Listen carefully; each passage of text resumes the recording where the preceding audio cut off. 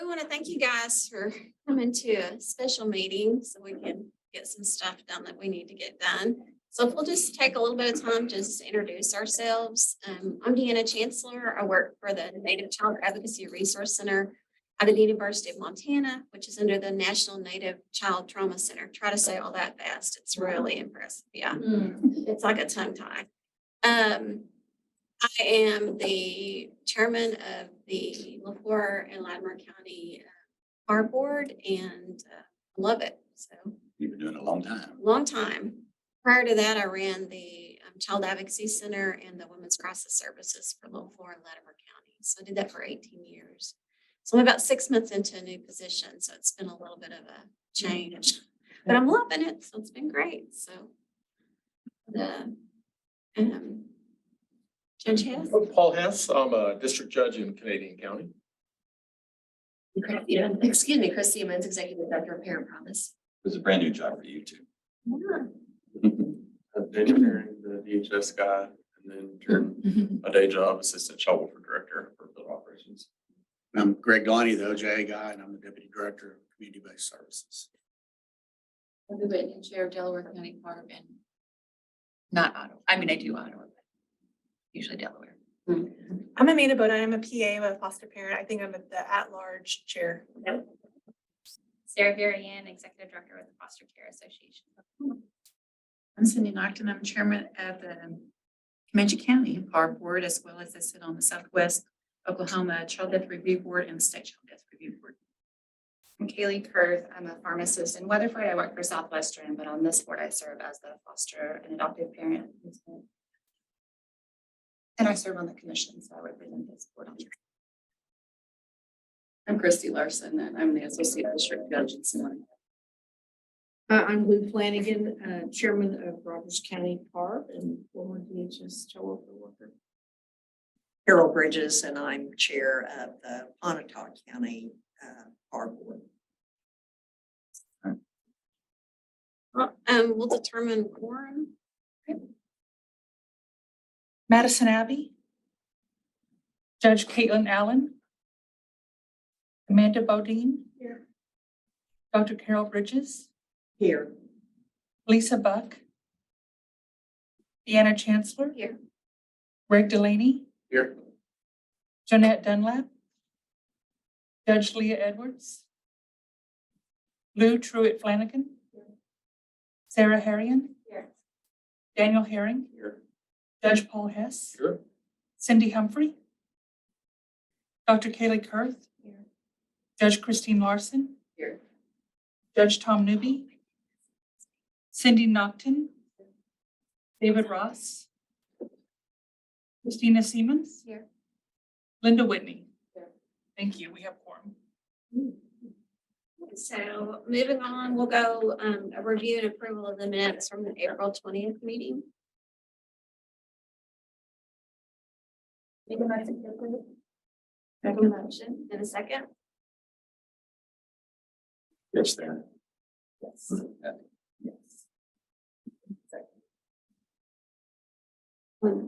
Oh, sorry. Cindy, you seconded? Okay, thank you. Okay, I will call for the vote. Amanda Bodine? Yes. Dr. Carol Bridges? Yes. Deanna Chancellor? I abstain. Greg Delaney? Abstain. Lou Truitt Flanagan? Sarah Harrian? Yes. Daniel Herring? Judge Paul Hess? Yeah. Cindy Humphrey? Sorry. Yes. Dr. Kaylee Kurth? Judge Christine Larson? Yeah. Cindy Knockton? Oh. I'm sorry. Oh, Cindy Humphrey, wrong. He's not here. Yes. And Christina Siemens? Yes. Linda Whitney? Thank you. Motion passed. We have a proposed meeting cancellation and the 2024 meeting dates. Do you have any discussion on that?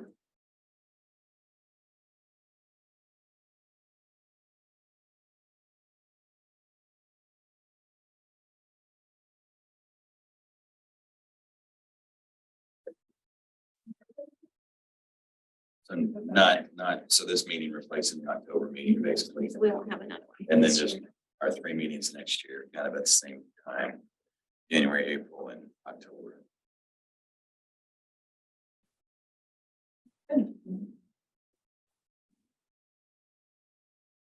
Motion to approve. We need a motion. I agree to approve to cancel the meeting in October. 1 second. Are we accepting the other three? And then you We need have to to- do it all in one motion. I think you can do it all Okay. in one motion. And approve the 2024 dates. And I'll second that. And I'm sorry, what is?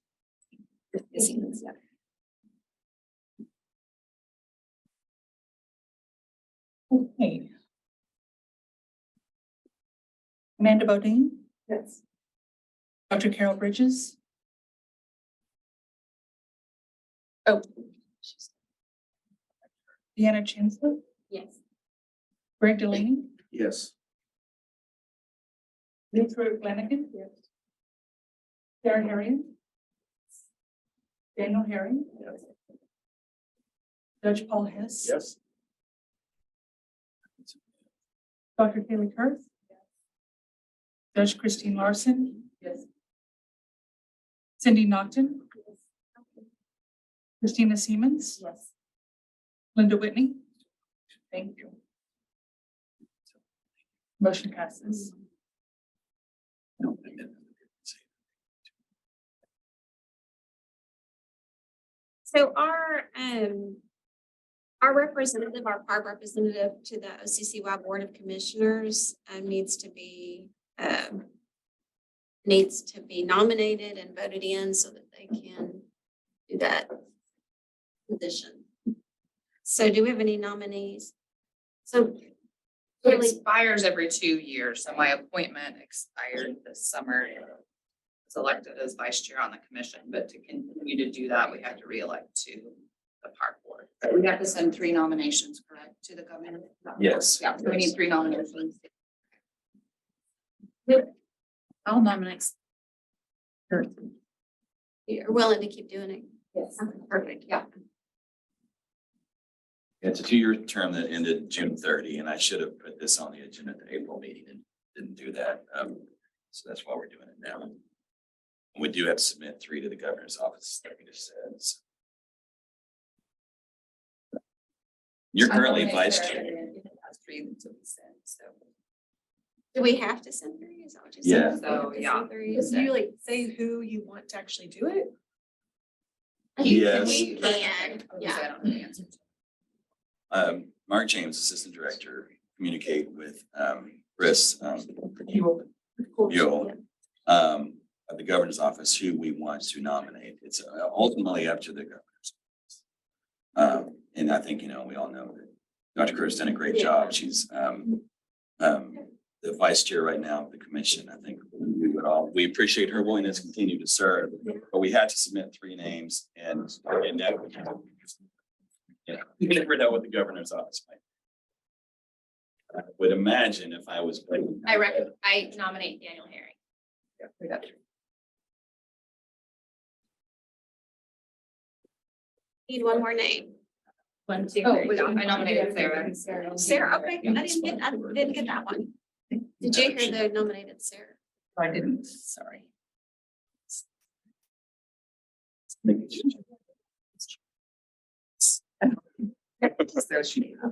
Yes. Okay, so I'm gonna move right now. Right over here. Is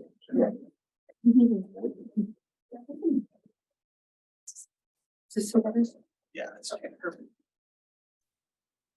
then you can sit on that board. Done that? You have a seat right over here if you'd like to come over here. Okay. So do we need to? Yeah, I think I heard the motion. Did we do a motion? We got 3 nominees. Did we do a motion? Not yet, but okay, we're ready for a motion if anybody would like to accept those nominees. I'll make a motion that we accept Kurt, Sarah, and Daniel, Daniel. a second. Second. We could let her do it. All right. I'm sorry, who made the motion? Thank you.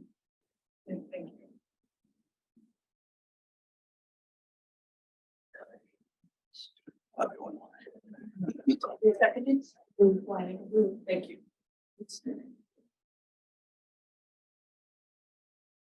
Okay. Amanda Bodine? Yes. Dr. Carol Bridges? Yes. Deanna Chancellor? Yes. Greg Delaney? Yes. Jeanette Dunlap? Ms. Dunlap?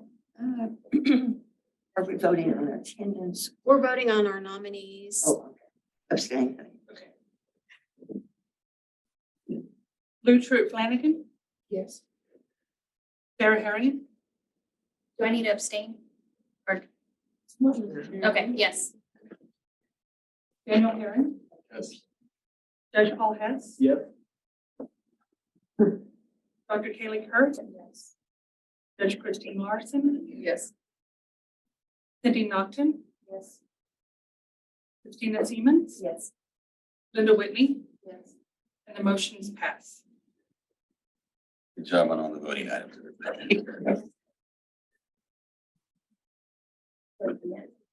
Did you mark me down as present? I know you- I'm gonna turn it over to Sarah, who's gonna talk about the changes in jury trial requirements and termination cases. Yeah, so just an update, we wanted for us to give an update, but I think last time we met, we were still working through how to move forward with 706. The ultimate goal was to the jury trial be eliminated for the 5 cases. We didn't quite get there, and then had to come to compromise. And so where we did land was that the trial would need to occur within 6 months of when they were filed. We were pretty disappointed with that compromise, but I think it would be great to have some discussion on how to ultimately get there. I know that as a board, we've had it as a recommendation for several years now, as long as I've been on the board. And I think data really is the biggest hurdle, being able to prove that jury trials do in fact cause unnecessary delays, especially in smaller counties where there's some backlog. So, love to continue the conversation and figure out how to get there. And so I think it'd be great to hear from you all if you have any input on that. Do you know what the reservations that were expressed were? The constitutional right. And you do have in your packet, Senate Bill 706, just as a Yeah. We started this process clear back in 2016. And it was partially passed then. But this part of it was constitutional rights. So where is it now? Is it just, that's your constitutional right, and we got to deal with that and move on? And that's debatable. So it depends on how you read it. So, about half of the legislators would agree and the other half would not. But to get 706 somewhere to move the needle at some capacity, this is where we had to land for last year. So the trial has to be within 6 months of when it's filed. What happens if it's requested? What happens when it's not? Well, I mean, it's law. So That right there's a long time. I mean, 6 months. Oh, we had a case last year that was 4 years. Yeah. 4 years. So can I get clarification on that? 6 months, you just said 6 months of when it's requested, filed or requested, right? not when termination is filed, 6 months from termination. From when you request, so when bio says, I want a jury trial, Okay, then the clock starts. okay. That's 6 months after termination's already filed. So, I mean, in my mind, that's still a really long time for a young child. It's ridiculous. Yeah.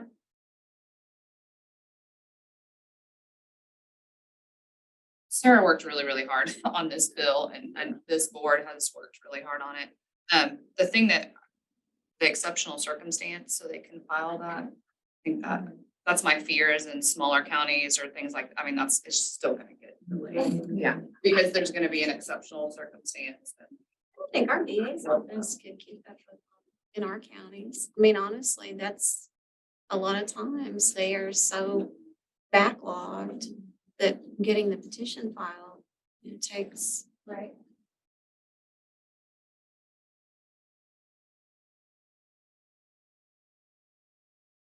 Were they, how married to the 6 months were they? You think there's any appetite to short that? I guess that would be a question for those that work in the court system. I mean, is that feasible to look at I didn't hear, a what was the a question? shorter time frame from when it was, when it's 6 filed? months, approach, try to shorten that. Of when the jury trial or when the request for a jury trial is made? To have the jury trial within 6 months of the request. For 3 months. Yeah, I think it comes down to the counties. We, in Canadian County, we're the 4th largest county, we can do a jury trial within a month of notice. Right. I don't know about the smaller counties, because they don't have jury terms as often, but we have one every month, so we can do them as frequently, but we don't do many termination trials. I'm guessing we may do 2 or 3 a year. Oklahoma County obviously does a whole lot more. Cleveland County and Tulsa County do a bunch, but we don't do a lot.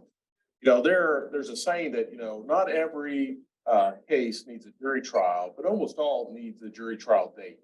So when we give jury trial dates, you know, that puts people's feet to the fire and gets cases resolved. Yeah, so, but I don't know how to answer the question that you pose. How do we get past this hurdle? Because if there are legislators that think it's a constitutional issue, how do you get past that until a court says that you don't have that right? But right now, since there's a statute that says you do have the right, until legislation is passed that says that you don't, Yeah. I don't know how you get past them. I'm not suggesting give it up, but I don't have any ideas how you convince the legislators otherwise. And it's just a few that are really confident that, you know, they're not interested in touching the Constitution. They won't always be there. And so my hope is that, you know, the timing will be on our side, you know, once a few of them move along. That's kind of what I'm hoping for. Because again, it was the state only, constitution that they have an issue with, because 49 other states don't seem to think that there's an issue. Yeah, so that's correct. Longest constitution of many. Yeah. So what can we as a board do, like next steps or? Well, do we know who the legislators are? If they're just Oh, yeah. a handful, we can target them. Very much so, yeah.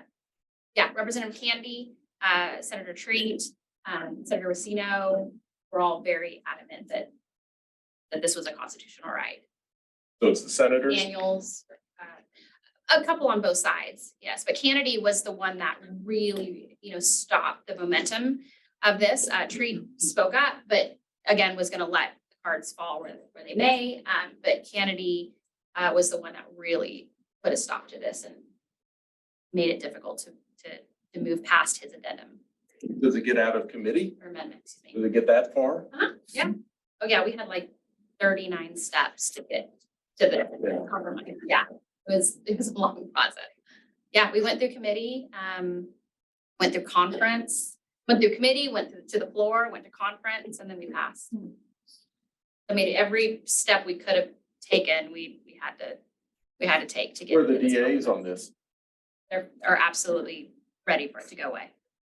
That's right. Yeah. Most court, I'd say most, like a majority of court officials are ready for it to be eliminated. What about public defenders? Same thing. Want it to go away? Majority, On yes. the state. There were one of a couple. Do you think the concern is that too many times parental rights are being terminated or not enough? Or is that a concern? So that's not my concern. I think what needs to happen for the case generally happens at the trial, with the exception of maybe a couple a year. I think the issue is how long it takes to get to the Finalization. trial that we all saw, 6 months, a year, 2 years prior. We're not getting to a different outcome just because we waited 2 years to get to the trial. But we also took 2 years more of a kid's life in foster care. I mean, it's really serious.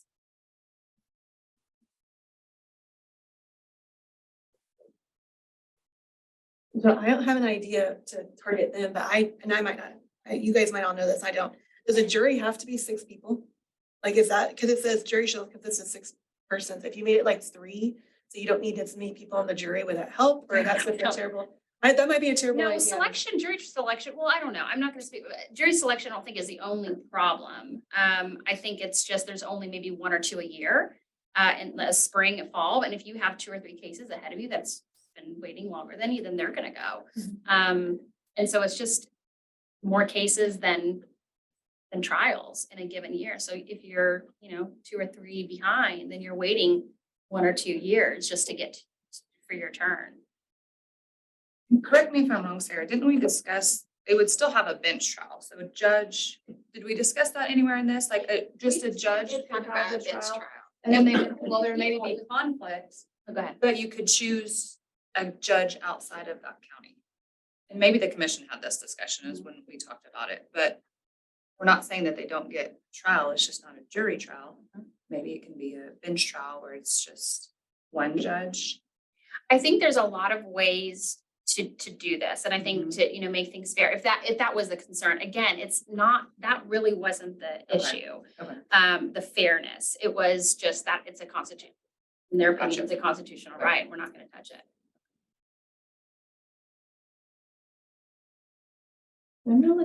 So then what, Sorry to so interrupt. Has anybody thought about asking the Attorney General for an opinion then as to that issue? I think he was approached, not by me, but he was approached, and I think let me remember. I think he also saw some issues with the Constitution, if I remember. Drummond or a predecessor? But if I remember right, he also saw some issues.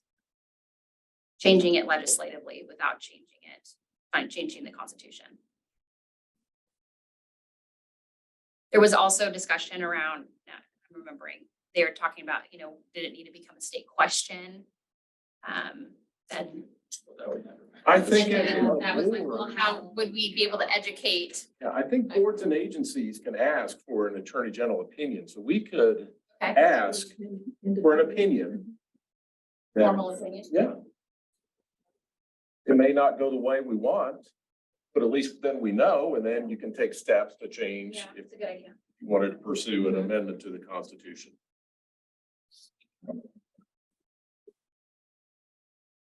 Something we can do, is it something we want to pursue? Sure. Yeah. What do you have to lose? We're where we're at, so I don't think there's any, It's not gonna get worse. no. Yeah. Right. Yeah, it's a good idea. So how do we do that, Kate? As a board? What would our steps be? I know, did you have any idea? I mean, I guess we could do it. Nick, and Nick can put in a request. Yeah, our director could. It's not a difficult process. I used to do it, not often, but several times when I was in the DA's office, because like I said, any elected officer, I think every agency and I think boards can ask for an Attorney General opinion. So what specifically is the question? If I think it's Whether an opinion. you need a constitutional amendment to allow the elimination of the jury trial in a. Lawson is who. whether a parent may have a constitutional right to a jury trial in a termination proceeding.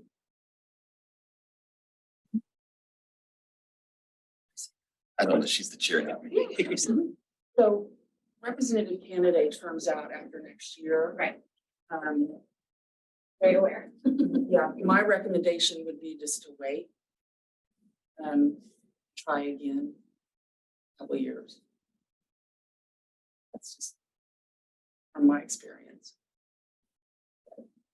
A couple of years could give us time could we collect better data? So you have this going effect now. And did it work? The data show. It went effect in July 1. But again, that's a great question. Is that possible? Is there a platform where that data is being collected across the different counties that can be? Would there be something you guys can do? Could show. We can try anything we put in the kid system, you can pull it out into data. So workers enter, when they recommended termination, Plan change. if they claim goal changes, that doesn't necessarily mean the district attorney agreed to go file a petition though, or there could be lag time. We could go to court and say, we're recommending termination, we're changing our goal to adoption, but it could be months later before the DA files the petition. So it would be, I mean, that's, I think, the data we provided before. Correct. What And we're we saw, showing. and we saw significant delay. So they're gonna go with adoption, that's how long it takes to Yeah. get till they're legally free. But we have no way of determining once it's filed, how long we're waiting. We don't enter, did they request a jury trial? There's not a field right now where we enter that. To say, yes, they did, or no, they didn't. We have some data, but it's not gonna match completely. There's gonna be some holes in it. Right. I don't know if courts track it in a way like that. Guess it depends on how the demand for a jury trial, because that's the triggering event is when someone makes the request for a jury trial. But then the judge has 30 days to issue a scheduling order. Yep. And then 6 months after that, the trial has to be conducted unless the parties waive and agree to extend it. Especially ignorance and set a checkbox. I mean, So kids was built in Throw it out there. 1995. I understand that. I understand that. but- So things can be added, and right now they're added twice a year, I don't understand all that, but like we have to do a kids release, so possibly, yeah. I will say our next release is November 4th, so that would be a no-go for that date, like we're already having to bump some things to add something else that's more of a priority. Then the next one, I think, is February for the release, so, I mean, I can certainly talk to them about it. About OCCY, would OCCY be a place to catch yourself? I guess Chuck, the kids would be, we didn't do the initial request, but then, I don't know, anything in OCCY that has scheduling or. Not that I'm aware of. I mean, you'd hope the judge would note it in a minute, that would be on there that, the party demanded or requested for a trial. Not something you can hit a button and turn it to a spreadsheet. Yeah. So what's faster in kids is if it's something already in there, maybe it's a pick list item that we don't really use anymore. It's pretty quick to replace that. So maybe a pick list was, like we added a pick list earlier, we replaced some of those already there, to say due to COVID, basically. During 2020, to show how many court delays were due to COVID, so I'll look at it. If there's something like that, maybe it would be a faster fix. I know OHS needs to stay, there's still some neutrality, but I think, just asking to collect some additional data, hopefully that should. That's fun. Other thought too, I mean, if this takes a while, and then that this would take money, but like, is there a way some bill to create, I don't know what you call it, like a regional or a roving court team, like for these counties that are backlogged, they go to this judge who just hears Right. jury trials or something like that. Do we know there's a backlog Yes. in most counties, just some? It's like saying Canadian County, we don't have a backlog. You're correct. You don't, I mean, you guys, Oklahoma County doesn't, or Oklahoma City, Tulsa, generally the largers do not, well, I don't want to speak for Tulsa. Generally, they move things along pretty quickly, but it's the smaller counties. The smaller counties, they compete because you got the DAs who's covering multiple dockets, not just deprived, and then competing with the jury trials set for criminal cases. Usually they go first before deprived jury trial. And you have that number somewhere we can put a hand on? So that I can start reporting. Yeah. Yes, again, I have. It's difficult, so I have a lot of, anecdotal, just, individual stories, because those are the ones that I really had legislators listen to and try to relate to. But DHS, like Daniel was saying, we have when the peace plan changes. So we know that we're no longer trying to reunify, and we know that we're trying to look for a permanency through adoption. So that data is helpful. And we know that there's still some significant delays with getting to permanency. And generally it's surrounding waiting for a trial. So they can relinquish the morning of.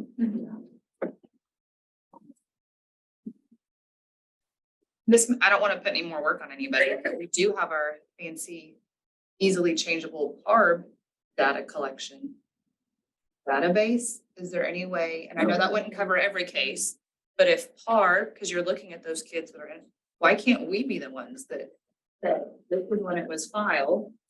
And here's how long we've been waiting. Like, it would be easier to add a field to our collection than to kids, and we're already looking at those cases. Plus, if it's a tickler in the database, that's brilliant. I didn't think about it at all. If that's a tickler in the database, and so the local board comes across and says, has it been over, what date was a jury trial requested or something? I don't know, let me ask. Yeah. So they asked the child welfare worker, they asked the ADA, and so then a buzz is going on about when this thing's gonna get scheduled, anyway. PARB could be the leader at the local level. Because it'll come up and When it was filed for termination, and then. Yeah, I'd like to see Come up this. at a review hearing and you I mean, can I ask yes or no. when you're putting your data in for that review hearing, you can plug that in if Yeah, I mean, if termination you, was requested on just what like- date. yeah, exactly. So like, just like birth date or, the date of out of It's a really good idea. removal, you could put a date of jury request, and then it'll tell you every time you review that case, it's been 6 months, it's been a year. 100%. I We mean, we're not can gonna see, update that we're not every gonna time. Then you could base some parts on. Yeah. I Sure, could- but I think that would move them to the priority if we're tracking it and now we see Yeah. X amount of cases. Yeah. You may pull those where you wouldn't have, but now Right. you're like, well, we requested a jury trial. Yeah. Or whatever that date is. I don't know. That would be every county. I would say fairly easy to put on there. Most, Don't you yeah. think? I don't think we're in every county. Yeah, we're not. Are we? Yeah. I will say that in some of the smaller counties, It's not illegal. the files It's are not not illegal. always as updated as they should. But be. cumbersome. So getting that information may not be as. A child welfare comes to your meetings though, and they usually present on the cases. Aren't they generally gonna know about when they requested, or were a It part depends of? of when they requested it and when it was actually filed. And that's. And that's what I think we need to track is both of them. And so what we don't know is when it was actually filed, unless in the file, which, like, I'm telling you, my counties, I wouldn't be able to get that information unless I'm actually sitting in court, which I do. But if you're not, then, I think it's a great idea and I think it's a perfect place to start. It's just, for some counties, I'm just saying it's gonna take a little bit more effort to get that information.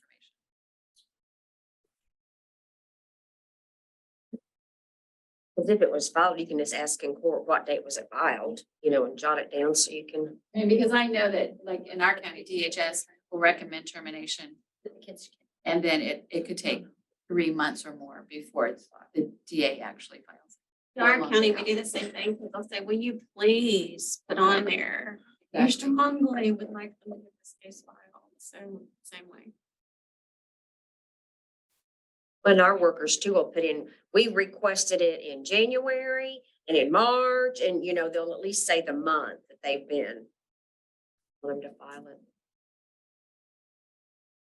I do think it's a really good place to start collecting I that think the information. difficulty is when the department's requesting, it's not always in line with when the court is ready. So I think that is the difficulty, so I think if we're pulling data, then it's when it's actually been Put filed. both in there. Not when it's been- Yeah, Sure, yeah, and when it's filed. I suspect that. Because that would be I interesting. want to know if there's a lag and if And what. I was just thinking, just from a statistical standpoint, that would be really nice to say they're requesting it and it's not being filed until, an aggregate time. Yeah.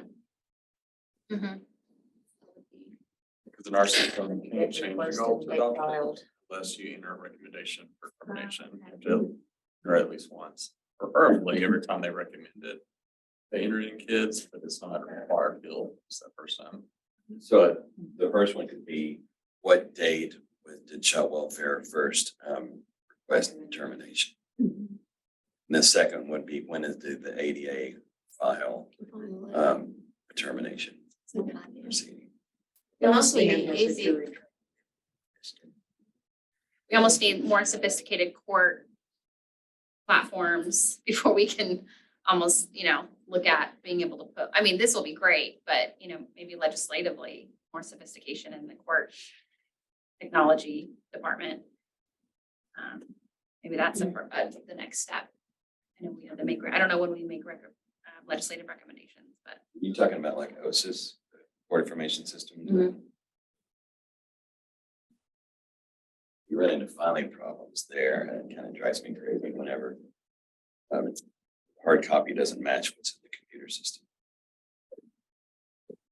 Anyway. Our data system's easy to manipulate, so certainly, and I've got some marching orders. I can certainly report back to this group with suggestions for today.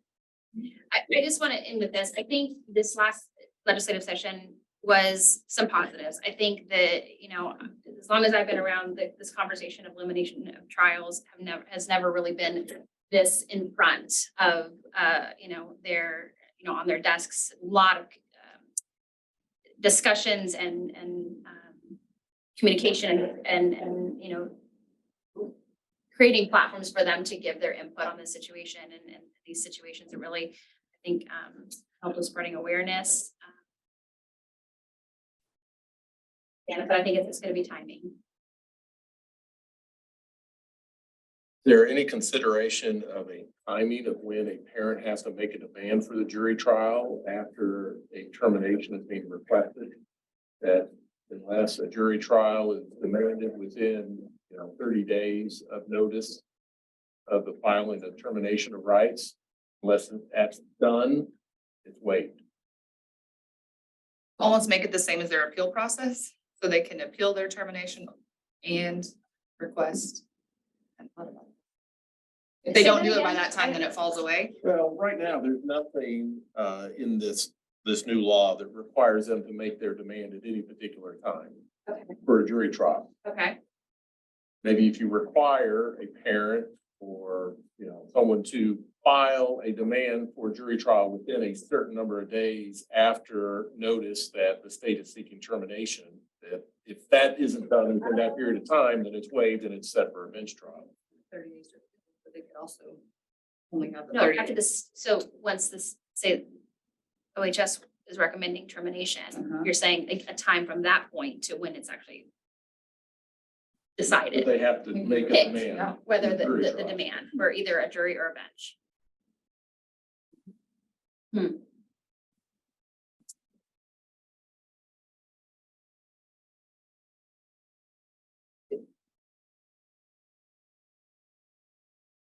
My hesitation is putting these smaller counties through more pressure if the reason why they can't make these decisions is out of their control.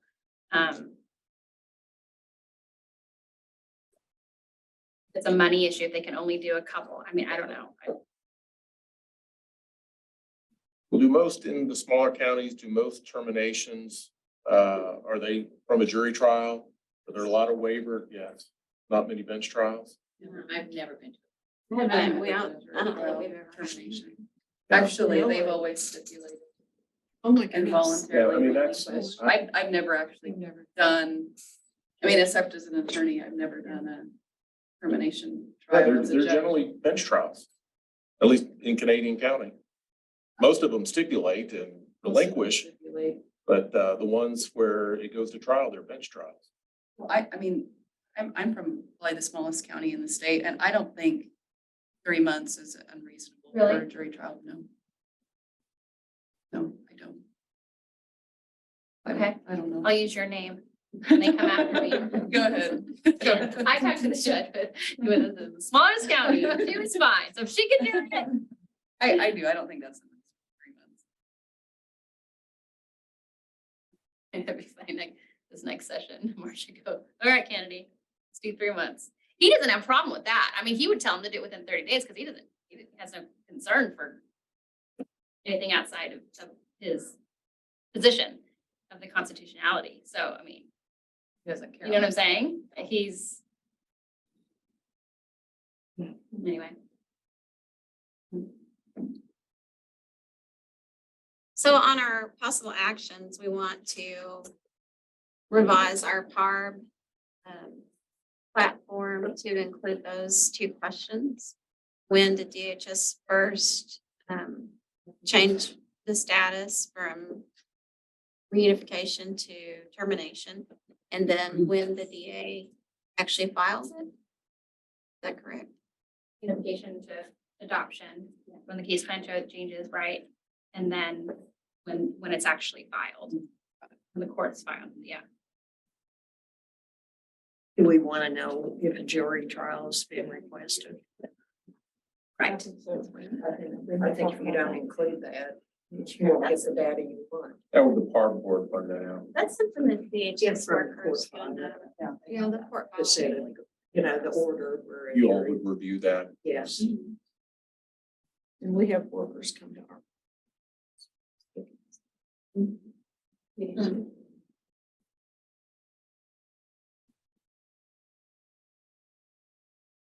And then I did like the recommendation to see if we could seek a formal opinion from the Attorney General's office, if that's. Yeah, I'd still like that. me too. I'm not 100% sure how to do it, but I imagine it can happen. We'll Judge figure it has out. some kind of either process. Well, like I said, it's not a whole lot. It's a writing letter to the Attorney General.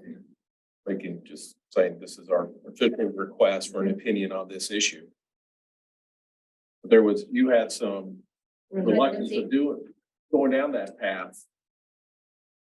I mean, I don't know, just from a just purely legislative perspective, there was a lot of education around this issue last year, and education is always a function of virtually every bill. But I'm almost thinking in this case, it's not about lack of education. It's just about this, whatever this fundamental opinion is that certain people have. And I think that Representative Kennedy was chair of judiciary, so he had a lot of, people looked at him for, if they don't know, they looked at. Correct. And he's gonna be gone after next year. And I know it's hard waiting, so there's no guarantees, but you might have a better shot.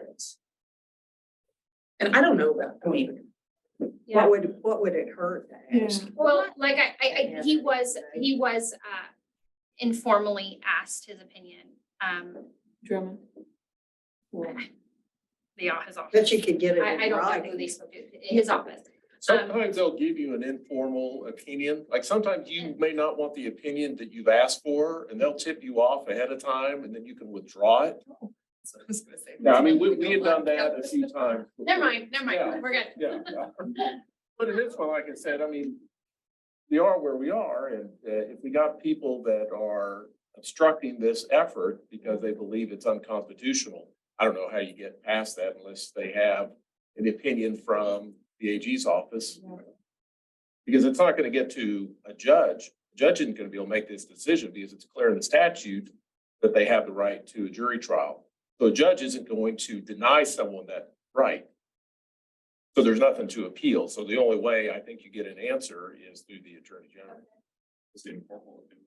I think there were issues going just straight through the legislative pursuit. To you if you But- choose an opinion that is Contrary. contrary. Yeah. If it- And on the other hand, with all due respect, a lot of those members, they don't care what his opinion is. I mean, it's an attorney general opinion, and that only has so much weight. Some members, they're duly elected on their own, so it's like, wow, he feels that way, but going on. Yeah. I just think if it sparks more questions from his office, I just think being one, one of 3 states in all of the United States that still do. I mean, I just think we need to have the attention on this, like all hands on deck, like really look at why are we, letting just a few people derail us here. I guess that's the only reason I think it's, it might be worthwhile. But again, I do think if I remember right, he did have some questions that he did have the constitutionality-ish conversation. And I think it was Representative Lawson that had that conversation with him, if I remember correctly. Lawson was a big advocate for us, helped tremendously in trying to get this pushed along, but. Well, I can explore it. I mean, OCCY is its own legal counsel and, Yeah. and that's very connected. Yeah. We can, I can reach out to you, Sarah, we can touch base and just kind of figure Yeah. out, what to do. Okay. And if there's some real issues with it going, doing it this way, if we're never, if it's outside of Kennedy, although I think Kennedy is really our biggest obstacle right now, then we need to figure out how to get there. I mean, even if it takes 5 years, we need to figure out how to get there to, ultimately eliminate them. So is it Madam Chairman, is it out of order if you were to ask people just by a show of hands who would be in favor of getting an AG opinion or who's not? I think it's an action that's been talked about, so I think we could, does it need to be something that we vote on? We can, because I put it on the agenda, discussion and possible action, we can take a formal action, certainly.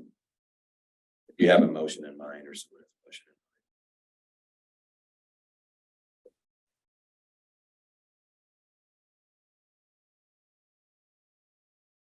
I'm not sure if I need to make a motion that we poll the board to find out, are you in favor of getting an AG opinion or?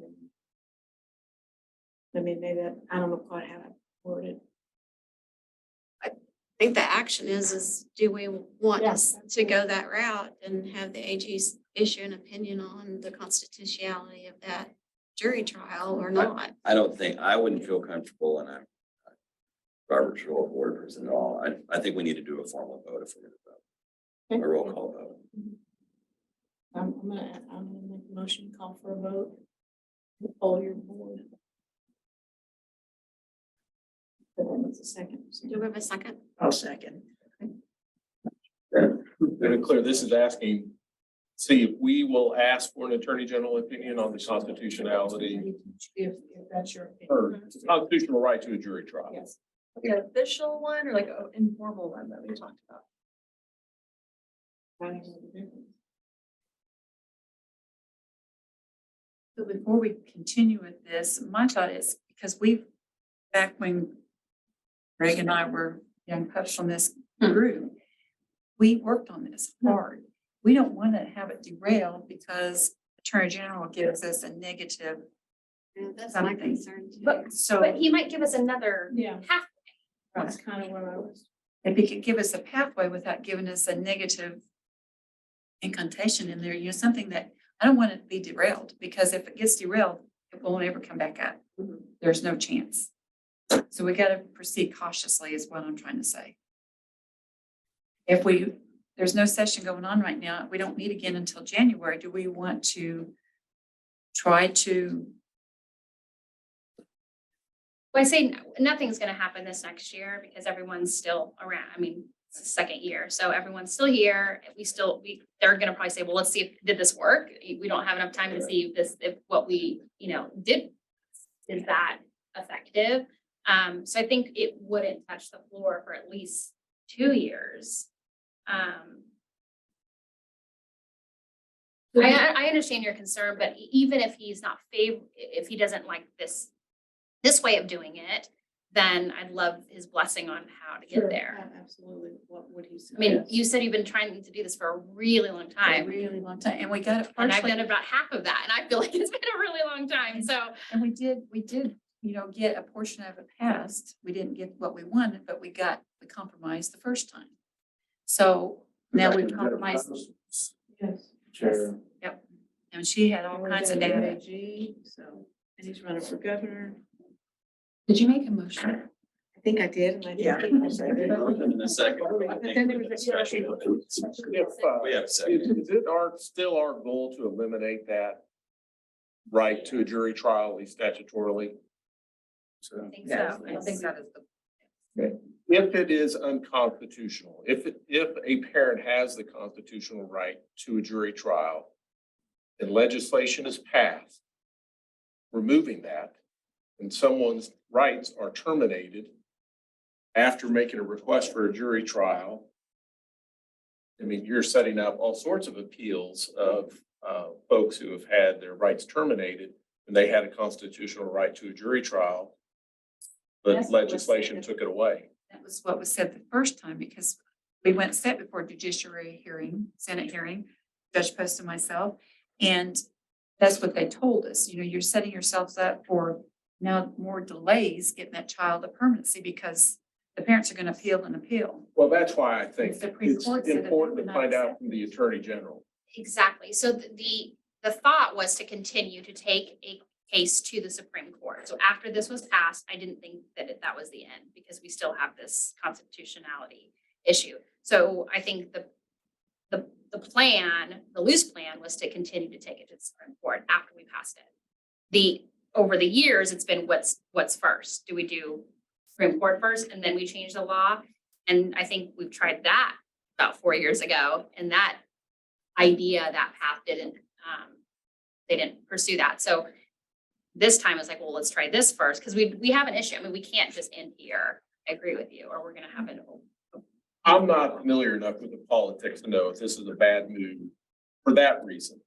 But I just think if we're going to, as a board, pursue removing that right, we should know from the Attorney General whether it's a constitutional right or not to have a jury trial. Because if it's not, if they say it's a constitutional right, that should be something we should pursue legislatively. Then you got to think about changing the Constitution if that's something you want that badly. Agreed. Session.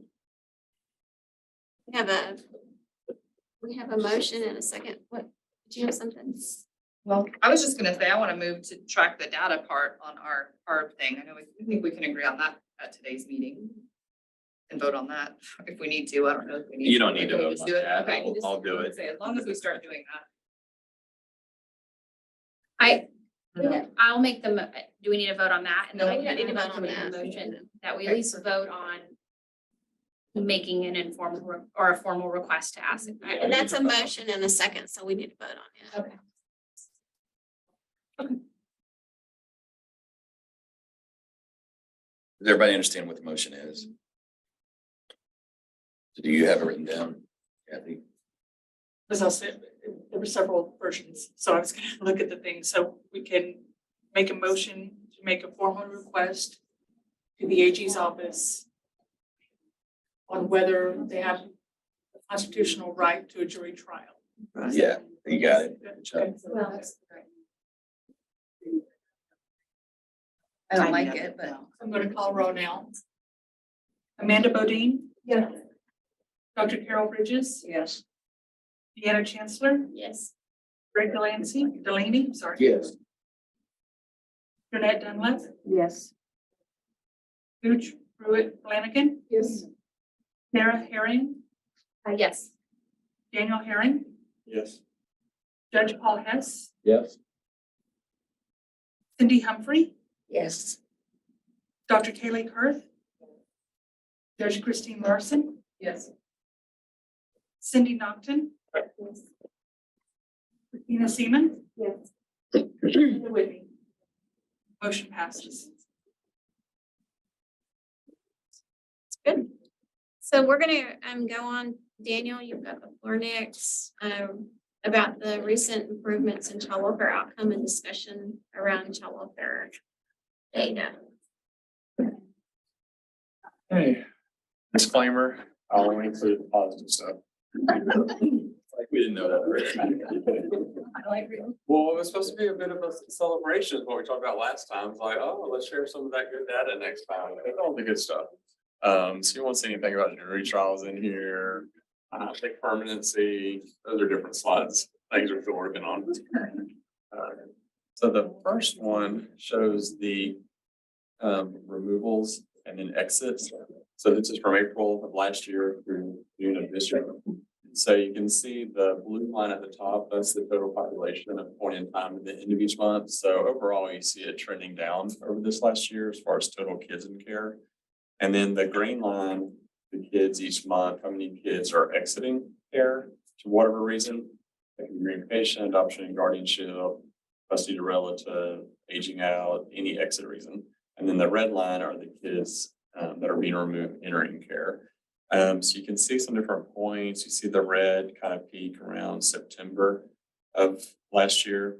And so we always see our CPS referrals go up in September, October when schools resume. And so, I mean, you can set your watch to it to know that it's gonna go up during that time. Doesn't necessarily always result in more kids entering care, but it's certainly an area that it's not surprising. And then you see on the opposite, come December, the number of kids exiting care surpasses those coming in. We do that almost every December. And we see the adoption exits go up and reunification exits go up. So reunification, our theory is that DHS, we do it, judges do it, attorneys, they kids going home when school gets out. That's probably okay with some families as a general rule. I don't, if I'm a parent and my kid is safe to come home, I don't think they should wait for when school gets out. I think you should do it sometimes. You do it across the board, just my opinion, no. Adoption, I think we're guilty of at DHS of let's get these adoptions finalized. I think for a couple of reasons. Adoptive parents get to claim on their taxes for that year. And then also it's Christmas and everybody's in a great mood and how wonderful it's, achieve permanency.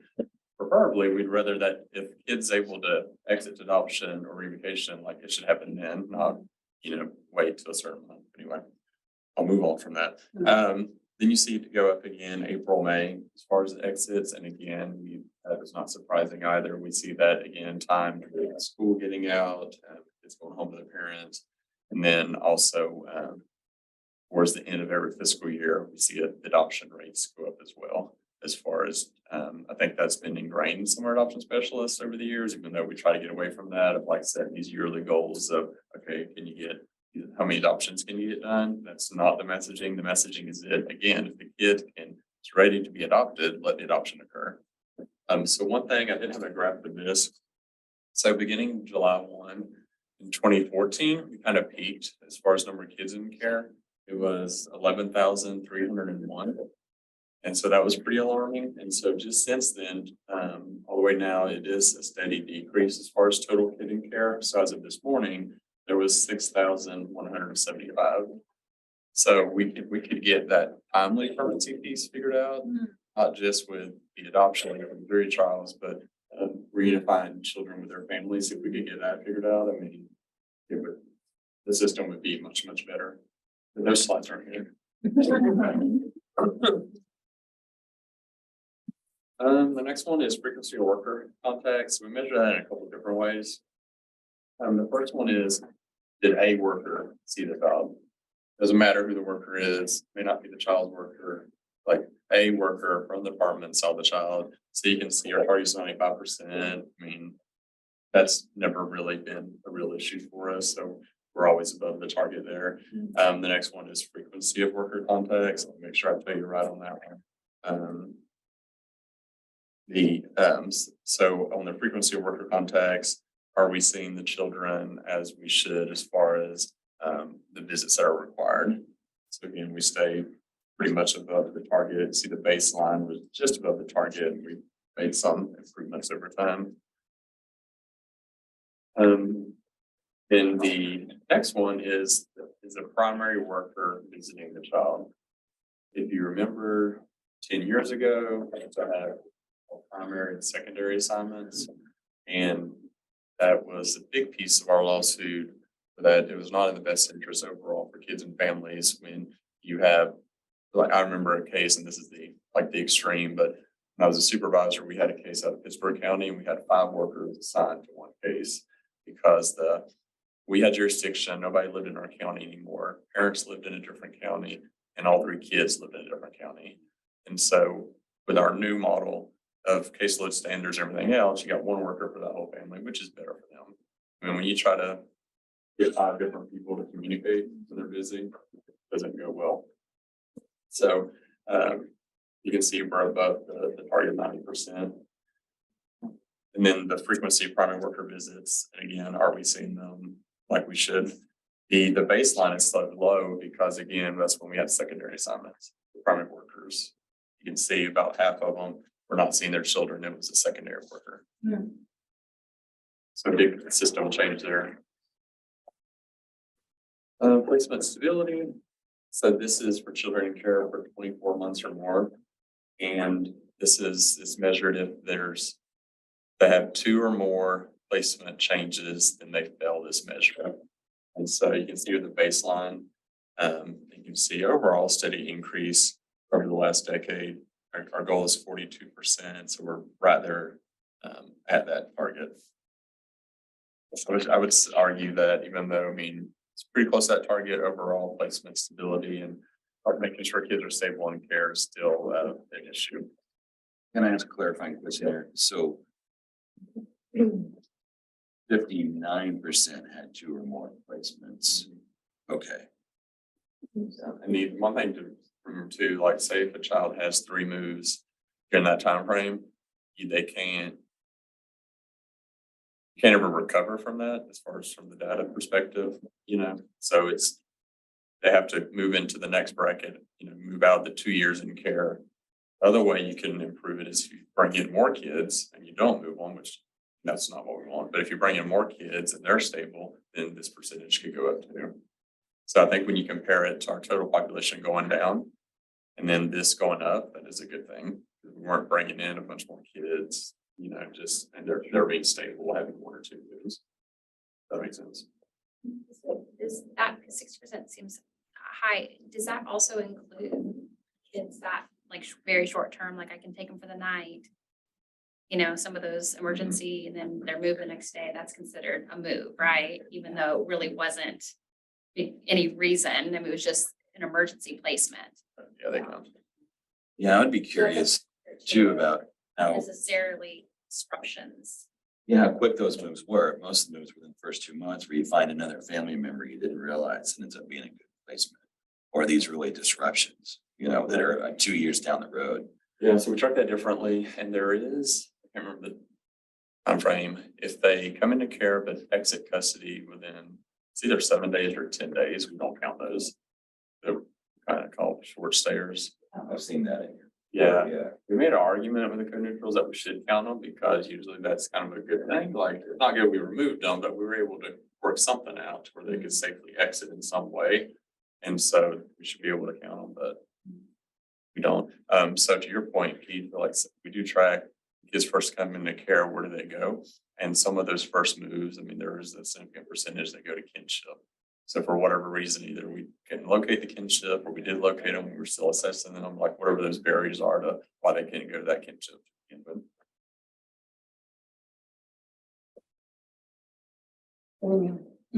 Does this include the kids that are spending the night in offices?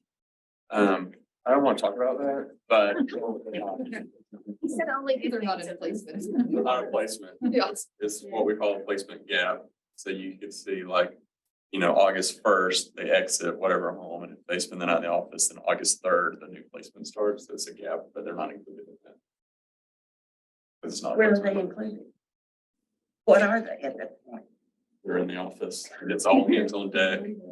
And yes. Not really nothing. Oh, yeah. I'm sorry. Oh, I they mean, spent the night of our advocacy. Is it still center before. recorded? Sorry, I didn't know. So I would say it happens. But it's not, it's definitely not practice. It's like it doesn't feel great for the staff. It doesn't feel great for us when it does happen. And I mean, it is like all hands on deck. Like I was staffing the kids this morning on the way here for over an hour. And so it was like 30 of us on there trying to figure out what to do. I mean, it's myself, Trisha Howe, sometimes Deb Sharpshire's on there.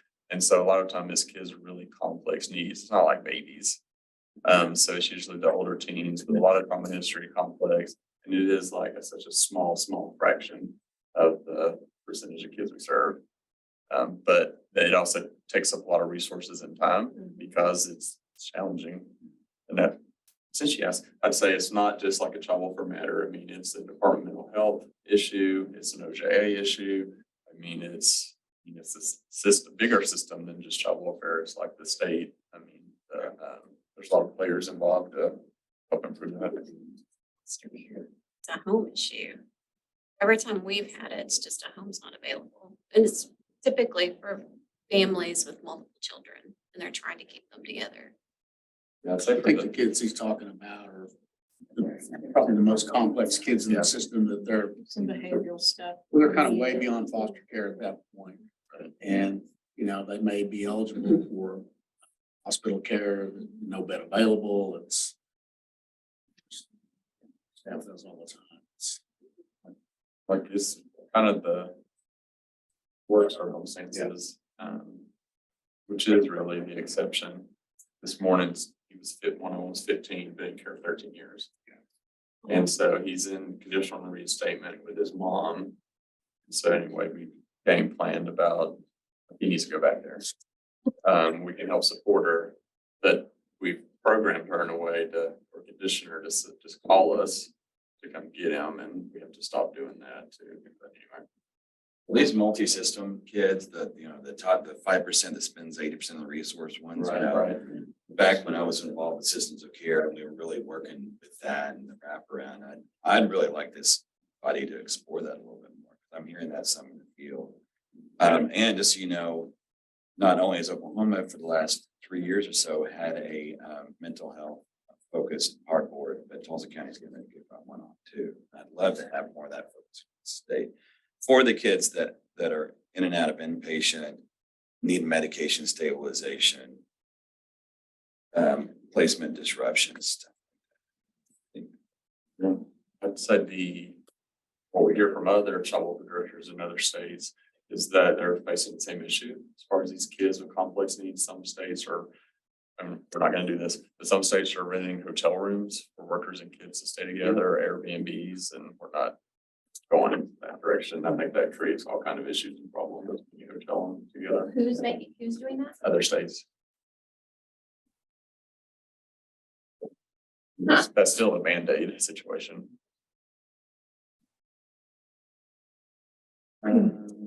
Okay. So on to the next slide. So this one is pretty eye-opening to me. I mean, you think back 10 years ago, our practice was to place babies in shelters. So you can just see, so this is total nights in shelters. So that's not a number of children, but the number of nights spent. So our baseline, you can see, was pushing 3,000. And so, just nothing for a long time now. Awesome. What does shelter mean? So we had 2 state-run shelters at the time, Fort Esther out of Tulsa, and then Pawnee Mayor at Oklahoma City, and then the rural shelters that OJ has a contract with. And so I'd never been to Pawnee Mayor before. I mean, it was open. I've never been there, but I've heard stories how go in there, it was like cribs along the wall and babies, and so that was the initial. Yeah, that was in 2013, but yeah, that doesn't happen. Yeah. Yeah, and so, I mean, to move away from some of that, I mean, we had to just close the shelters. And then also it was a resource issue with foster families, because all at the same time, 2015 is when we had our biggest spike as far as new foster homes. That's when we launched Oklahoma Fosters. Governor Fallon was helping push that as a topic and helped with the campaign and everything. So, yeah. And we also focused on kinship. And so when kids coming into care, it was 2016, we really started tracking that. It was roughly about 36% of kids who came into care went to kinship. And so this year, we were up to about 56% of kids when they come to care go straight to kinship. We believe we still got room where we can improve that more.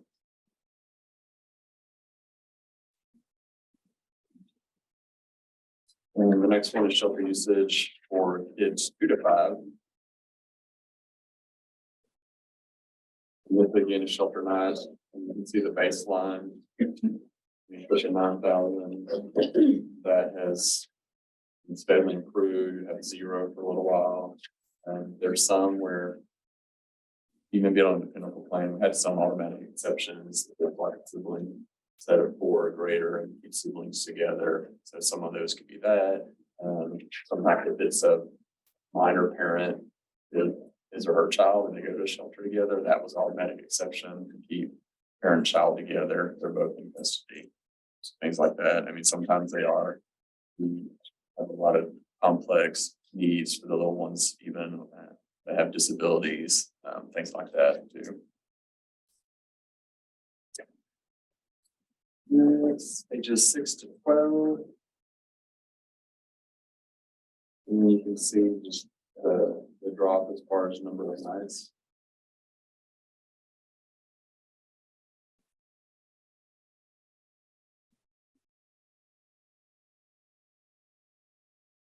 And the next one is the teenagers. Still a decrease. Obviously, that's still our harder population. There's for the youth services shelters. Ours won't take kids, they're that young. Which 13 and up. I mean, little ones. yeah, So when they're- the little ones, because when we moved, when we started doing better in this area, we asked the shelters, hey, we need to take older kids. So yeah, there's not many that'll take ones anyway. I just was wondering about that. When you said 6 to 12 and. Very few places. Yeah.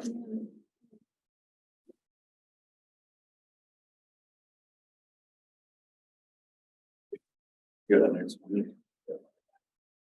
So with the plan too, we had this cohort of kids that were legally free. So we had to track them as far as their outcomes. Could we achieve permanency for them? So it's the 207 is our baseline. So this one's, I think, gives a good visual. You just see how it just flip flops basically from the baseline and those kids being in care. And I can't remember the criteria of how long they had been in care. I can't remember all the criteria of how they were selected as part of the lawsuit, but you just see the achieving permanency steadily going up, and then the still in care goes down, and then those who exited care without permanency.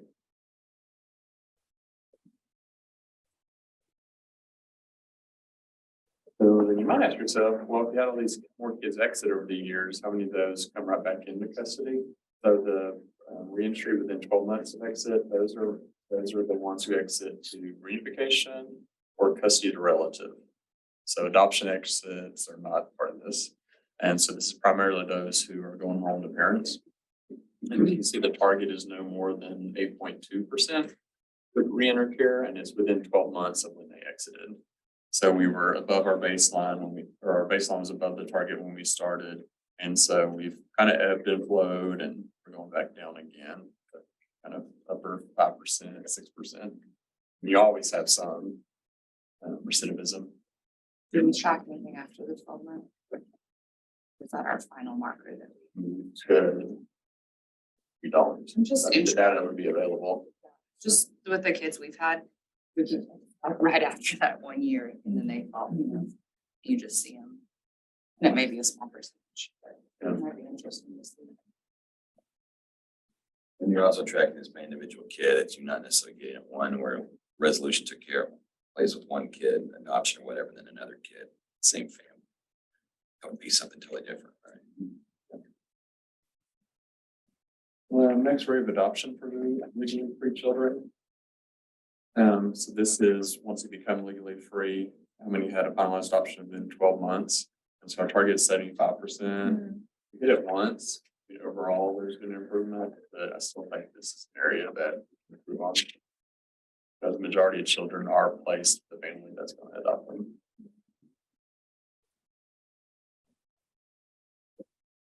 And then trial adoption disruptions. So these are children who are still in custody, but they enter the trial adoption period for 6 months, however many months it is for that child and family. And so the target is 97.3. So we went above it a couple of times. which means at least 97.3 will not have a disruption, that the adoption will be finalized. Trial adoption disruption. They're not just 97 aren't No. disrupting. That would be like the 2.1% this last period Oh, disrupted. So the target is this many will not disrupt.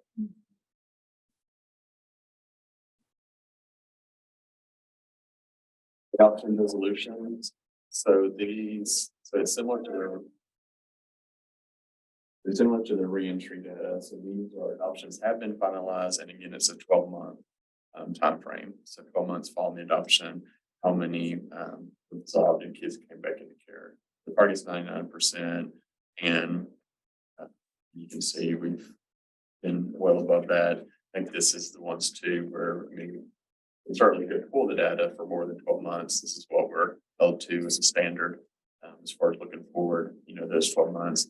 And I'd say too, probably it feels like more sometimes because those are the ones that you remember, you feel bad. So two separate things, trial adoption disruption, and then after final adoption. Right. Disruption. Yeah. Trial adoption, they're still in HHS custody on this trial period. That's typically a new family to the child. It's a family that we help match, connect. And so that's the higher percentage of them when they do disrupt. The ones where they've been placed with a relative for years or the foster family for years, they'll still enter a trial adoption, but it's a very much lower percentage when those don't work out. It just makes sense because they've been there for a long time.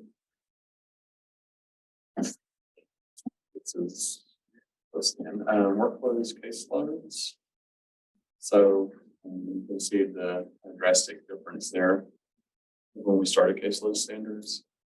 And you had the baseline 27% of staff were meeting caseload standards, 65% were not. And the target is 90%. We also have a close category. So that's a 20% margin that is considered close. So for the purpose of this, if we just measure the meeting and the over, so you can see the kind of drastic difference. Just out of, Yeah. what is, like, what are the standards of the work? What are some of the things? For a CPS worker, is 12, no more than 12 investigations at any given time. A permanency planning specialist, no more than 15 children. For a foster care worker, no more than 22 families.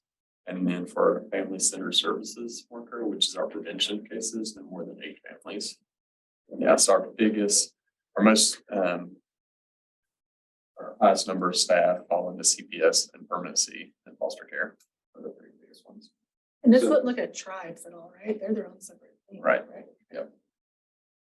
So if a permanency worker is near their capacity in a particular county, and everybody in that county is, then someone else in another county will step up, right? Follow that case, be assigned that case. Yeah, so for example, we have Cleveland County staff, we have about 7 or 8. And so they're Cleveland County, but they're assigned, most of their cases are out of Pont Lincoln County because they need help with the capacity there. And I see that a lot driving the state, and obviously it's kind of a bummer when the worker's in a different county, but I don't know when you get a workforce ebb and flow, I don't know how else you would handle that. Because I mean, you don't want someone with a good worker that's got, 25 cases, they're not gonna stay very long. Yeah. I know we're trying in Region 4, so southeastern Oklahoma is a permanency roving team. So we have 2 of them. Oh, And so they're have a supervisor and 5 workers. And so it's kind of I won't use that word. Like I said, well, kind of the SWAT team approach of like, okay, who needs help because they've had turnover vacancies, they'll swoop in and take those permanency cases, and they may have them for months. I mean, it just depends. And so, so far some good outcomes, and that we pay them a little bit more because they're roving around counties. They have to navigate different courtrooms and all that sort of thing. So we'll see how it works, but. But that's some consistency in that one too, even though they're roving, it's the same people roving, as opposed to this worker got that one case in that county and this one got that one. Right. And sometimes it could be like the primary worker is going out on FEMLA for the birth of a child, wherever the case may be. And so, they could go in there temporarily, take that caseload, and then When that worker comes back, give that caseload back instead of dispersing 15 kids to, 4 or 5 different workers. So it was pretty exciting too with the first supervisor we had for that approving team. She was excited about it, which matters, and she got 3 people to come back and work for child welfare who'd already left. Nice. What rural county was that? Same. You just did it for southeastern Oklahoma, is that we what you have. said? That's where first one. Yeah, we have some cases that Margaret Corder, Yeah, Margaret. I know Margaret. Yeah. The one I'm talking about, Melanie Todd, she's out of Oklahoma, she's a supervisor. Okay. She got some people. So we like that. have. Yeah, Margaret is the other one. Is Margaret on there? Margaret Quarter, she's the other one now, yeah.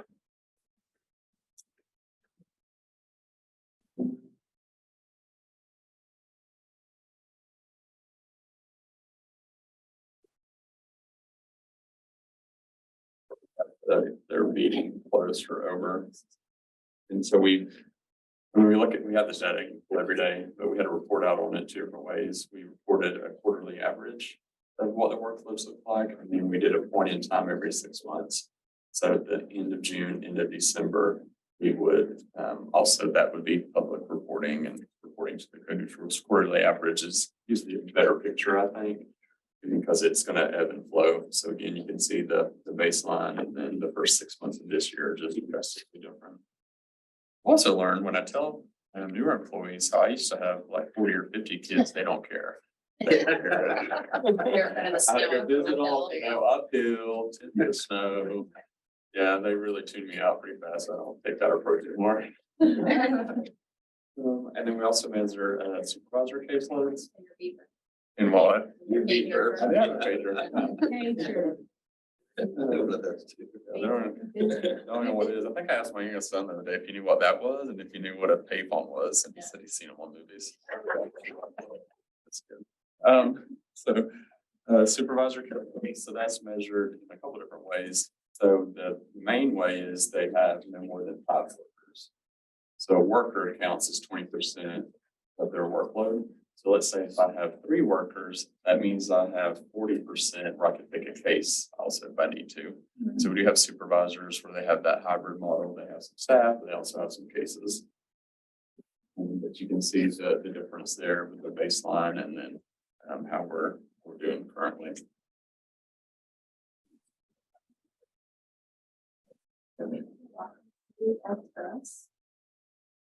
This was already put together for the co-neutrals, and I just, like I said, tossed some slides. So I would say that, I mean, it's not, I mean, there's no way to do all this while everybody's going to the state. And so I think there are some successes. I would encourage you to go back to your PARB, share some of this with them, talk about if they are making a difference.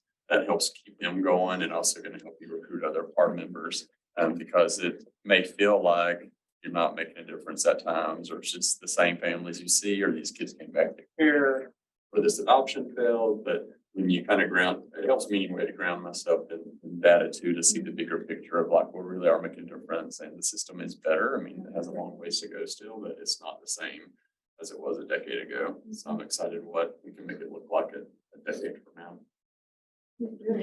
Pretty impressive data. I agree. Very impressive.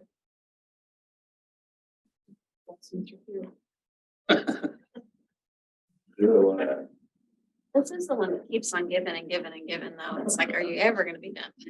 We got out, so 23 measures we're not monitored anymore on. We only have 7 measures we're monitored on now.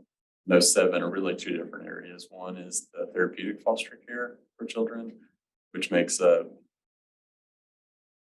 of the measures. The other 5 measures are time and permanency. So it's permanency within 12 months, 24 months, 36 months, 48 months, and then permanency for all routines. Okay. So we have a report from the commission. And just for time's sake, there's not much of an update. They had a commissioner retreat on August 18th, and it was kind of a full day thing. I wasn't able to attend due to a work conflict, but I think it's really positive. They pour into those commissioners, so they're educated. They bring in speakers, and so they really want, those are all of your department heads, and then those that are nominated by boards. So they're hearing all of that information, hearing what PARB is talking about, but they're also hearing the new programs in the state. One thing that I thought was neat for OCCY is we have a new partnership with Oklahoma Partnership for School Readiness. So we have that housed here. And so there's grants that are coming out of that. It's for that bulk preschool development grant. So those kids before they get into school. So that was really exciting to meet them and hear the things that they were doing. I really don't have anything else unless somebody has questions.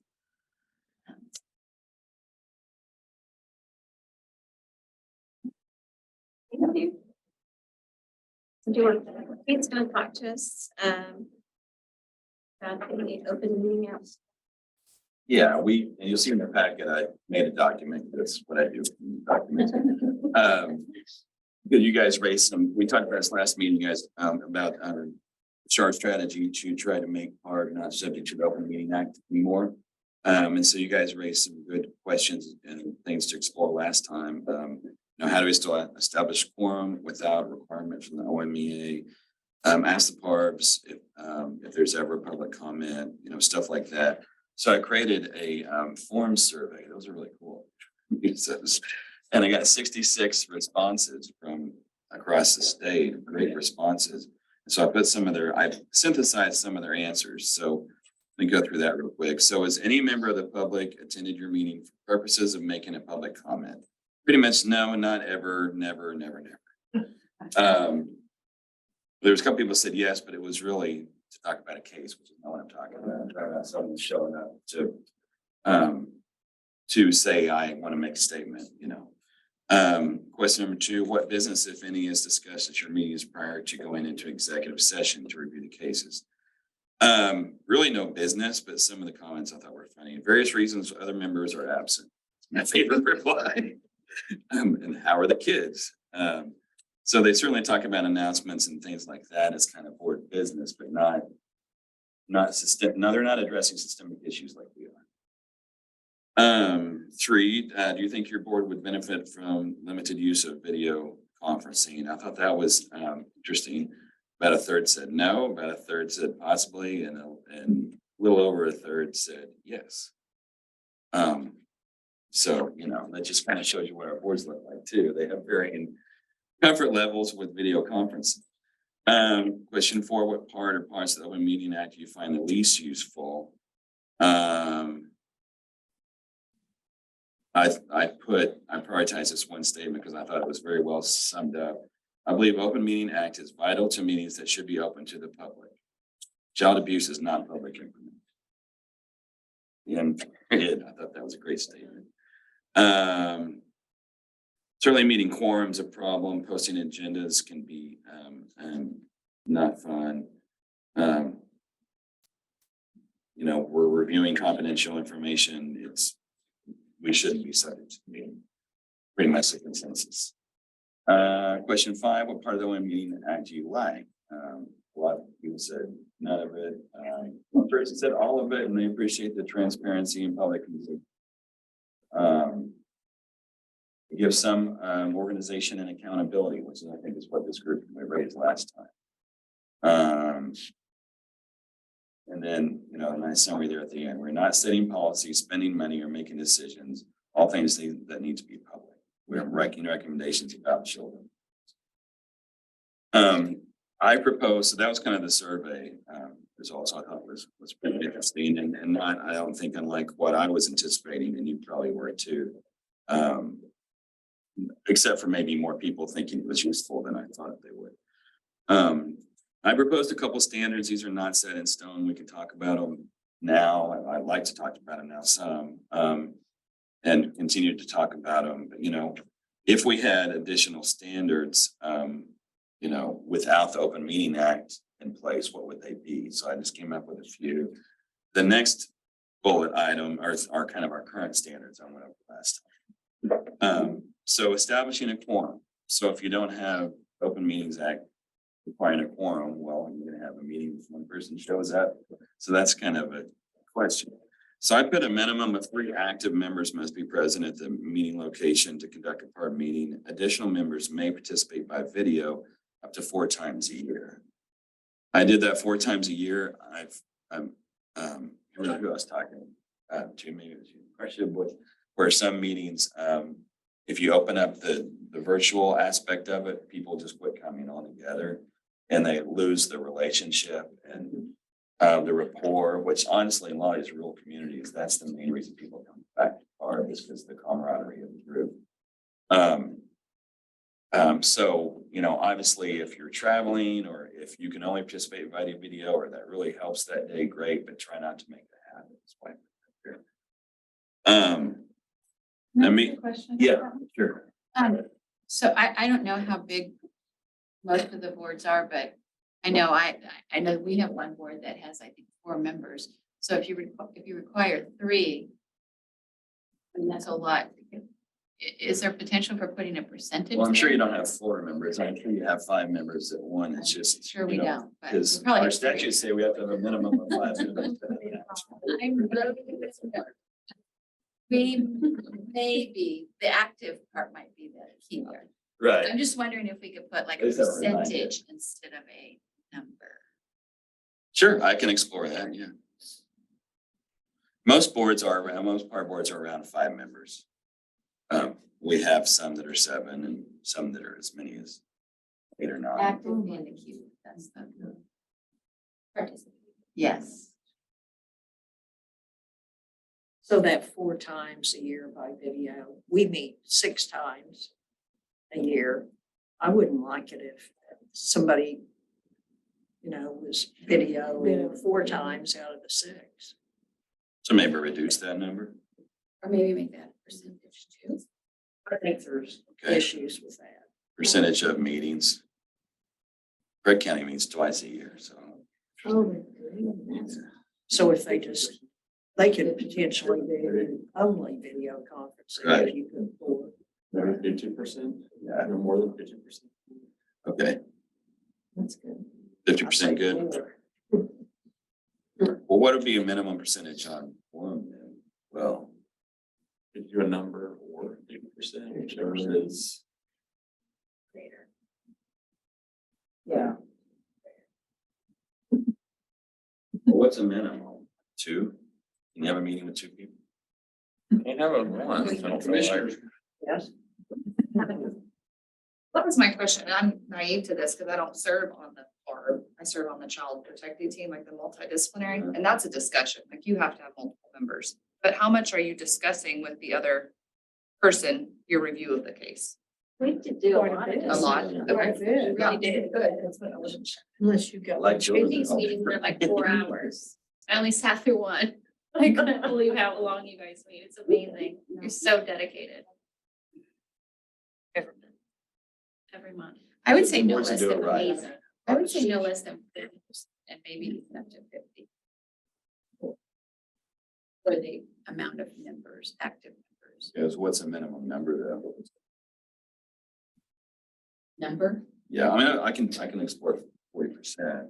3. I think it needs to have 3. Yeah. So or 3 At or least 40%, something like that. Okay, well, let me think through that some and I'll bring that back. 2 is hard. Don't you think? You need a tiebreaker. Better to Yeah. have. You need somebody when you do your vote. Yeah, I disagree. Well, I mean, how do you, yeah, exactly. I guess a chair is the executive decision, but I think you need 3. yeah. I think 3 minutes.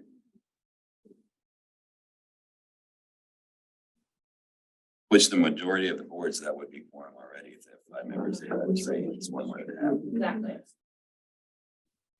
All right, so meeting dates for the following calendar year are established by each board and submitted by December 15th to the PARB program manager. That's me, which they do now. Presiding juvenile court judge, which they do now or should be doing now, and person responsible for scheduling the meeting location, such as the court clerk, which they are required to do now. They will no longer have to file dates with the county clerk or comply with requirements for special meetings when dates change. Because if you do have a special meeting like today's, you're supposed to do a 48-hour advance and you have to submit those dates as well. So pretty much, I mean, you know, in these small town, most, not Tulsa and Oklahoma City, but most PARB boards meet in a law library or a jury room, mostly in a jury room. And someone's scheduling that, usually the court clerk. So And the judge needs to know who's in the courthouse too. So that's kind of why I left that there. As far as posting, not doing that. Thoughts on that? And if you all have thoughts later, please let me know. This is definitely going to be a work in progress. And right now we are under the Open Meetings Act. I'm just proposing some rules if we weren't all of a sudden. All PARB business will be held in executive session. Only current active members, staff, and potential members, and those that are conducting research and have signed a confidential agreement and permission by PARB staff may attend executive session. That's just if Open Meeting Act goes away, we still need to establish executive session. So that's pretty much those rules already exist. Sorry about my voice, you guys. All cases are reviewed, will be entered into the database for tracking purposes. That's just a lot of people use, so that kind of replaces the minute sheet that they do now. A lot of people track their cases with the minute sheet. We certainly can do that. I'm just not going to make them do it anymore. If they're using the database correctly, those extra case tracking things shouldn't be necessary. You should be able to turn the database into your case tracking system. It's not the case statewide, but that's what it should be. So those are just a few things. You all have any thoughts or agree with those? So if it did go away, it'd be similar to like your MDTs. So those multidisciplinary teams, they go through, they sign in, and then you sign your confidentiality, it passes around. And so data is collected, but it's not an open meeting like at the local level. They don't have quorum, man. No, you just. I mean, as far as the confidentiality aspect? Yeah. On the review board, yeah, we don't know. Do we still have to identify who attends the meetings? Am I the only one that does that? You what? You do right now, yeah. I mean, if is that part of the Open Meetings Act? Or is that just something that we just do? I don't know. That's Just part of our our own meeting stats. act. No, but It's our own that's stats, my so. question, because he said that we could get most of the information. We don't have to have all that auxiliary stuff any longer if we get it out of the database, but that's something we're not capturing in the database. As far as who Is was there. attends the meeting. Sure, I mean, I think it'd be up to you. I wouldn't necessarily, I mean, I could. I don't know. I was just told when I took over that I have to do this. I don't know. You do now, because it's in statute with Open Meetings Act. Got We it. have to, as an official government meeting, we have to have It minutes. just wasn't addressed, so I don't know. I And didn't know. minutes are, well, these are the new rules. So I'm just saying, you have to have executive session, you have to have so many people attend. And these are the only people that can attend those meetings. It's kind of what I'm proposing as new rules. The old rules are you have to do minutes, and we have a form for that. You know. Did I answer your question? I'm sorry. Yeah, Maybe I just missed didn't- something. I didn't know if we were keeping the stuff that you didn't mention, if we were keeping the other stuff, like, Well, that's up for discussion. I don't care, I'm just asking. One piece of paper. Personally, if we're gonna, now some of them can't or won't do the computer data input. So how are we gonna get around that for some of these smaller areas that don't have internet access easily? They need to do it. I How are you mean, gonna make them? I have one woman that will not do it. She will not have a computer in her house, period. And I can do it for her, but I Well, can't read, she's German, I can't It's read. her been, writing. it's been the bane of my existence for the last couple of years now. We've only got about 3 counties in our data now. Looking at all kinds of strategies to do that. Usually there's, The way we could scan it into the system and it's there. Those who have. I don't think that, I mean, from my perspective, and it's okay if we go on the tangent a little bit. If you're doing the data entry into the database, I don't think it's more work. I think it's actually less work overall. But obviously not everybody is comfortable with the computer. Wi-Fi is certainly an issue. Usually on a board, you've got 1 or 2 members that love the database and are happy to use it. And what typically happens is you'll have the form and then they'll hand it to that person that likes computers to do the data entry. That true. And that's what we've talked about doing for. Yeah, when I makes went home. sense. I said she's German, none of it's kidding. Is it in German? No, it's in, but her English is. Well, maybe So when you how does come it- together as a board, somebody puts it in their database system. for How them. does the judge read her recommendations? Sometimes she calls her and has her read it to her over the phone, because she takes home a copy, she takes a copy and takes it home. Well, you might have Because someone. the judge doesn't pull down any of our reports from the database. I physically print them out and take them to her, because that's how she wants it. So she's not even looking at them on the But database. when you meet as a board. I have a hard The time problem with is, that. sometimes she might have 32, 40 cases in a month, How many? 32 to 40. The lady She on has your PARB 32 board to that doesn't 40 use the cases? computer And she handwrites them all out. 32 to 40 cases. Each of a us month. have that much, a month? yes, except for the month of July. Didn't have any. I'm having a hard time with that. We have a lot of cases. And so sitting down, somebody else, y'all got my 28, 30 done. and I'm gonna have to sit down and do somebody else's, and that's gonna take up You need another board. a lot of time. You do that every month? What county is it? So how do you discuss those as a board and make a board recommendation? Because with that many everybody cases? has them brought in, they're all done. We don't discuss the ones that's, obviously, they're just waiting for the adoption proceedings to be done. We discuss those that got some really intense details to them that need to be discussed and voted on as to what our agreement's gonna be. Sometimes we sit there on the computer and I change their. Do you do the same ones every month? Or is it like different ones every month? Our cases are reviewed every 3 months, not every 6 months. Okay. We have so many of them. And we do different ones every month. Okay. Okay, so many. There's a lot.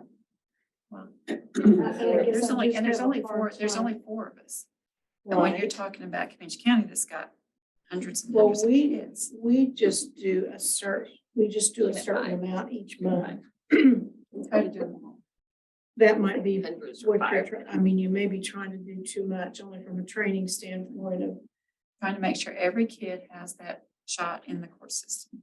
but you only have to review them once every 6 months. So why are you Because reviewing there's them so every many time? issues with so many of these kids that you just need to pick up, and sometimes 6 months is too long to wait. And if the court's ordering them to come back in 3 months, then we feel like we need to write that report. But we're I mean, not that's- case managers No. either. Or not, but it's still is that independent study for that judge. The independent report that we give to that judge. You guys haven't seen a decrease. I mean, we were just talking, we've both seen it.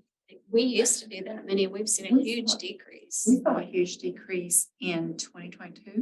2023, it has It's just, not been. it's just picked up.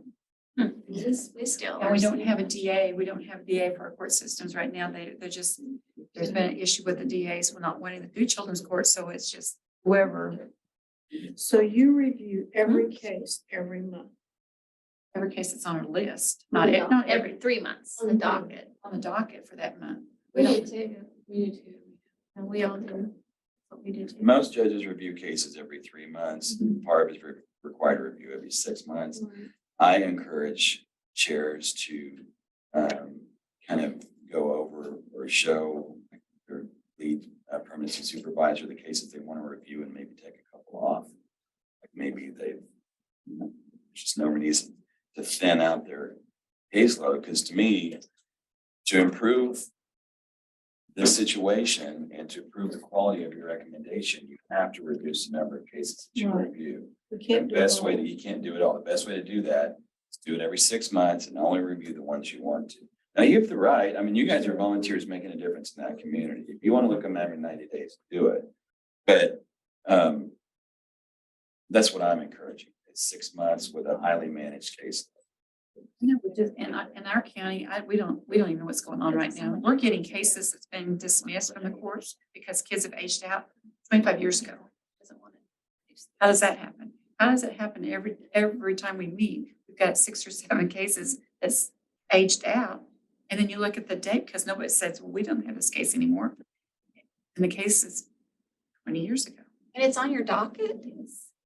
It's not on the docket. They just got shoved underneath somebody's paperwork and never taken You care of. let them know and I it have gets let addressed, them know, right? I've taken them in there and said, why are we waiting? These kids are in their thirties now and you're just now telling them they're free from the court system? Well, if it's okay with you guys, this, you obviously hit on a subject maybe we need to revisit. It has been a struggle getting everybody use the database. And at this point, I've kind of been told that I agree with it. We have to do it. We have to do it. There's barriers, we're addressing those barriers, but we have to do it. And I've got three sites that still aren't. LaFleur County, Woodward, who just No, LaFleur doesn't. County does. Not in LaFleur, That's my Fusky. county, I know. Sorry. In there. Sorry, you guys do a great job, my mistake. Okfuskee, Woodward, and Washington, and I drive down to Love County every quarter to do their data entry.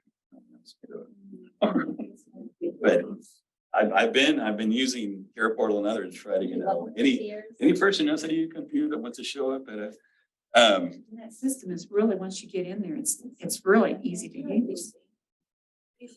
there's barriers that I don't know, I guess a lot of times child welfare will, Play hand them a sheet that has the case information at the top and so boards have gotten used to that, so they haven't been doing their own kind of data entry, so now I'm having them do data entry when they weren't doing it before. That's something that I'm trying to work with. Yeah, anyway. And, a lot of these boards are very small and just kind of, plugging along and asking them to, do something that's uncomfortable is challenge, and Wi-Fi is an issue, printing is an issue. Anyway, And I think it'd be a challenge when you're asking everybody on a board to do that versus. Yeah. again, with me. the annual report that I just did, a lot of cases, I know they reviewed them in Woodward and some other places, but Washington County has a very active board. I didn't count any of their cases. Because I didn't get them submitted. No, anyway, sorry. Well, let me try to wrap this up. So it sounds like I'm hearing some consensus and I can revisit that some of these rules to kind of replace it. And where are we on that? Well, that's the next page 2. Okay. So Marcia, and everybody knows, she's our legislative liaison. We met with Mark Thomas of the Press Association on July 13th. And we talked for several hours about, kind of PARB program and why we thought it was not necessarily a good fit on the Open Meeting Act. And then he was going to follow up, he's going to take that to a subcommittee of the Press Association Governing Board on September 7th and discuss it. Anything you want to add to that? Sure. No, I mean, we met with him and I think the meeting went really well.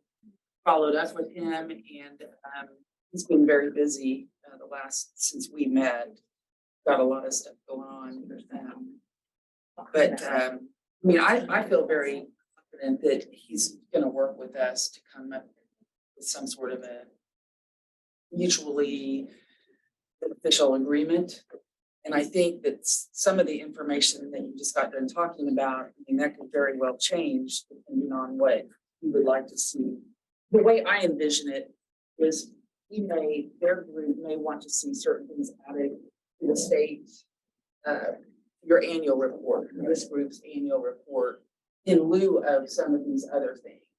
So whether it's attendant, I just don't know, but I think whatever page we can get on with him will dictate what things look like for you all and your annual report.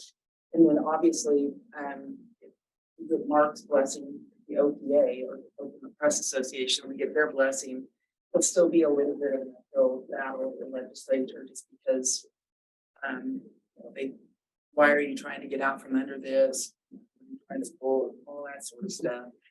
And hopefully we can make a good argument, but we have to get Press Association to bless it first.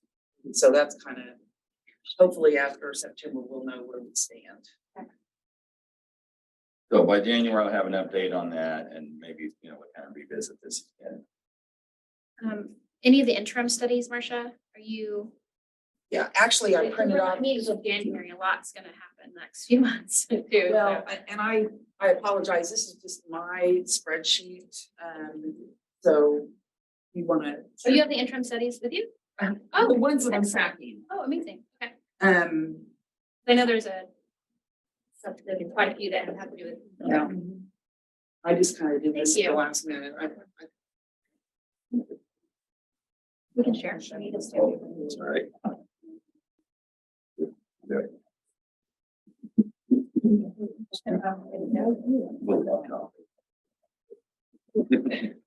This is the one that I'm really. So it's kind of cryptic. The first few that are listed are over on the Senate side. None of them have been scheduled yet. And then the ones halfway down the page, it shows the chamber. So A obviously stands for House, S stands for Senate.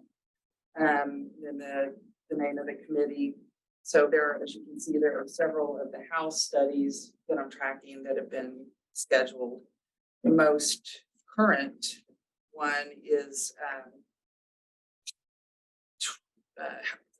interim study 21, evidence-based behavior interventions.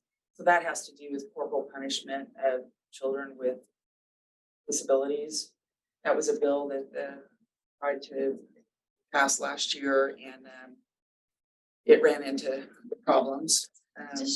Again, about local control, and corporal punishment works great on my kid. I don't know why it wouldn't work anyway. So Representative Talley, along with Senator Floyd, requested a study. Kind of goes back to the whole jury trial thing. I mean, you can show all sorts of evidence that it's for belief, and so you're trying to address that. So anyway, you can see the title of the study. Some of them, there really are no details. So the one that says juvenile justice, that's about all I know. But if you don't hesitate to reach out to me if you want more information. These are all streamed on the internet. So if you want more information, just holler at me. But you'll be able to get on the House website and do those live. And then at some point they'll have the recording of it. So if you can't participate at the time it's taking place, you can watch it later.